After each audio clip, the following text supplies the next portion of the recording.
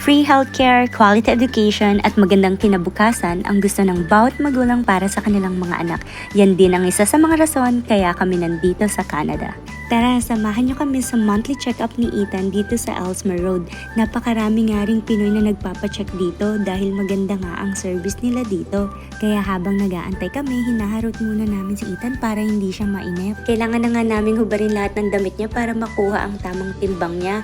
Nung nilabas ko siya ay nasa 1.4 kilos lang siya pero ngayon 7.1 kilos na. Talagang nag-grow nga ang aming anak.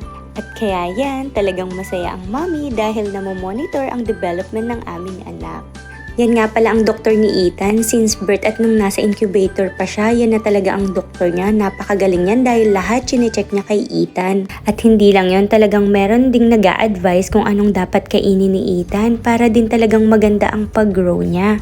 Pati nga ang height niya ay sinukat din dito and after 15 minutes, tapos na ang check-up ni Ethan and may resulta na rin yun at nakakatuwa dahil maganda nga ang naging resulta ng check-up ni Ethan.